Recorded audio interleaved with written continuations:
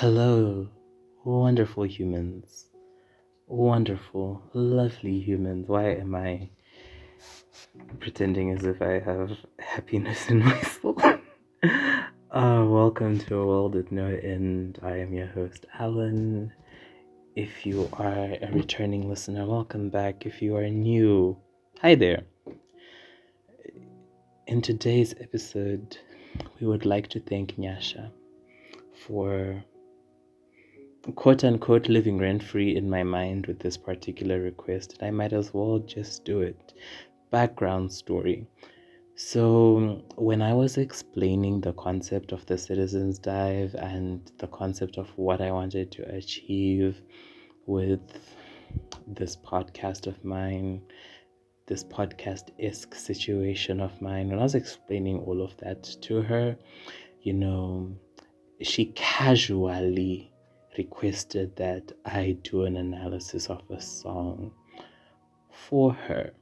You know, cheers to making me listen to music that I would otherwise never listen to on my own. So, the song in question is The District Sleeps Alone Tonight by the Postal Service. This request was made to me like, I don't know, ages ago, over a year ago. And I listened to the song when the request was made. I tried to listen to the song again, but I couldn't get into it the way I got into it the first time. And by got into it the first time, I mean I didn't really get into it, but I listened for the sake of analysis. So I basically forgot how the song goes, which is perfect because this then becomes a blind analysis of the lyrical content, which is basically what I do, I am not a music analyst. Sometimes I throw in like things like, oh, the chords of this song, the chord progression, yeah, but I am not a music analyst. I don't know what I'm talking about if it comes to music. So if I don't listen to the song, it's fine. Lyrical content, on the otherwise, I can form an opinion on that. So now that I have given this very long and unnecessary introduction, let us do a blind reaction. Again, English is failing me. A blind reaction to the lyrics of The District Sleeps Alone Tonight. Also, to make this as genuine as possible of a reaction, I just copied and pasted the lyrics straight out of Google into a Word document. So I haven't actually read what the song is about. For the fun of it, we're just going to go to Genius Lyrics at the end and read the short summaries that they provide for like basically every song that is like loaded up there to see how far off I am in my analysis, because who doesn't like reviewing their own mistakes? Anyways, let's get into it. The first verse. Smeared black ink, your palms are sweaty, and I am barely listening to the last demands. I'm staring at the asphalt, wondering what's buried underneath. To me, this reads there's very vivid imagery, in the image of the smeared black ink, the sweaty palms, the asphalt, the use of the word buried underneath. Like, it's giving, why am I using it's giving as a statement, as a leaning statement? It paints a picture of a very dark, somber undertone, right?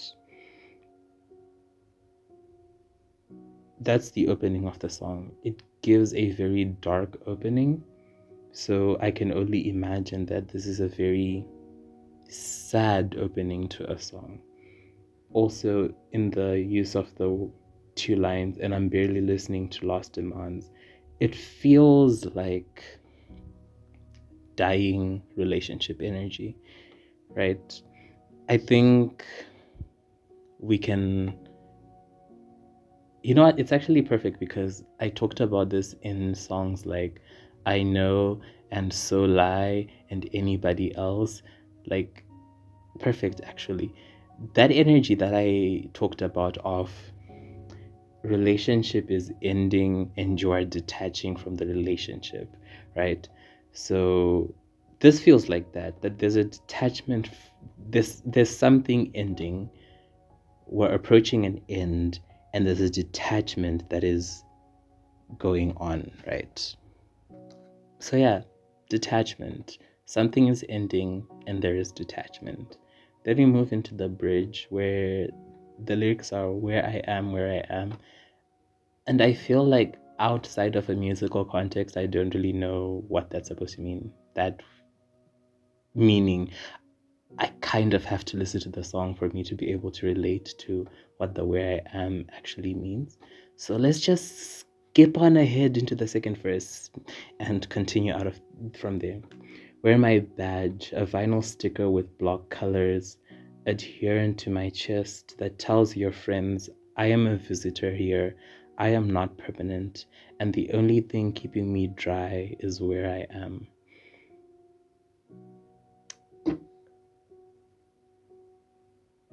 Not me thinking I am smart, not me thinking that my grade in literature was an indication of my ability to analyze words.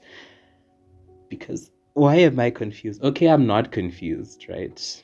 I can clearly deduce from this that there is, again, hearkening to the end of a relationship. You, that this person is not a permanent fixture in the other person's life anymore.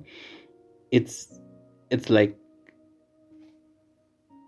the use of wear my badge, a vinyl sticker, big block letters, again, that very vivid imagery of like it's really out there in the world that this relationship is ending, it's over, and even the people around you, and by around you I mean the central couple, whatever the case may be, the people around them, particularly, let me assign personas. We have person A. Person A is the person who's writing the song, the point of view of the song who we're discussing. Person B is like the object of a fiction, right? So person B being the object of a fiction, the friends and people around object person B, right, can see the distance that is growing between A and B, and it is very obvious to everybody who is within the sphere or is privy to the knowledge of the nature of A and B's relationship. It's very obvious that A is no longer a part of the picture. And by that I mean A no longer has a place within B's future. And everybody is sort of aware of that. And it should be sad. It is sad. But A finds solace in where they are. Wherever where they are is, that's where they're finding solace. Whatever is keeping them grounded is the only thing that's keeping them from being swept up in how this relationship is ending. I don't know. Something like that. The chorus goes, "You seem so out of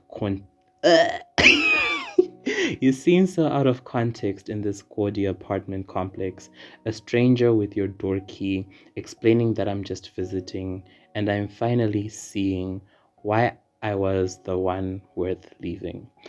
There is a sense of accountability here. Would I call it accountability, or would I call it just general self deprecating behavior? I don't know. Do with that as you may. If you say accountability, you could say that this person realizes that they are part of the problem and they sort of understand why person B would end this relationship and walk away from them. Or you could say it's self deprecating in that, sometimes when relationships end, you just take the burden unto yourself and be like, you know what? It's okay. I was the problem, anyways, and you deserve to leave me because I am a mess. I'm an abhorrent mess. But I feel because of and I'm finally seeing why I was the one worth leaving, sort of shows a moment of realization of one's own fault in the relationship, right? And the whole you seem so out of context in this apartment complex, a stranger with your door key explaining that I'm just visiting. It feels as if, right, there was once this very shared space, probably people moved in and so forth, like you were living together or something along those lines. And now that this relationship is drawing to its close, if you have never experienced it, I'm pretty sure you've seen it on some series or something where there's this like tonal shift when a relationship is being systematically ended. Like when it starts, the colors in their apartment that they share are more vibrant and so forth. But when directors want to show that there's like conflict and so forth, those vibrant colors become dulled, and the coloring and the energy just changes to show the shift in mood. Similar thing. It feels like this apartment complex once had life, but now there's a mismatch. Like they can no longer exist in that space, and that space has no more color, meaning life, etc. And a stranger with your door key explaining that I'm just visiting, there is that, the distance. If you need to explain to people that, oh no, this person is just here temporarily, they're leaving or I'm leaving, you've created distance, right? It's no longer a comfortably shared space. This is now an uncomfortable space, and you need to create distance. So we're creating distance, right? There's realization of the fault of person A within this relationship. There's this distance, there's this shift in the color. And I think that's why it was so important to have that imagery established in verse one about the darkness, the asphalt, the so forth. Like that very blatant dark colored imagery that is, set up, shows that there is no more vibrancy within the context of this relationship. Like it's dead, basically. And the chorus repeats again, so there's really nothing to talk about again that I haven't already said. So then there's the outro. The district sleeps alone tonight after the bars turn out their lights and send the autos swerving into the loneliest evening. I'm finally seeing why I was the one worth leaving. Um, yeah, I don't have words. The English bundle ran out a long time ago. Um, but if I were to hearken a guess as to what any of this probably means, and this is really a guessing game at this point, because again, I have no words anymore. I cannot speak, but it feels like, those scenes in the movies, those like early morning scenes when like everything is quiet, like there's silence everywhere else in the world, right? The, the nightlife has, died down. It's just main character energy. The main character is all by himself and is pondering. Yeah, that energy, that is this. Everything is now quiet, right? Character A is left to ponder in their own reality as this whole darkness and separation sets in, and they are left with the thoughts of, this is why this is over. This is why I am alone. I don't know, guys. So, this is what Genius Lyrics has to say. The District Sleeps Alone Tonight is a melancholic track that describes the final days of songwriter Ben Gibbard's, I'm sorry if I mispronounced that, long distance relationship with fellow musician Alison Levy. The events recounted in The District Sleeps Alone Tonight likely occurred close to those narrated by Gibbard in an interview with Exclaim. At the time, I'd been living with my girlfriend at home and she had just moved to DC. We broke up, and it was because of the amount of time I was spending in the band.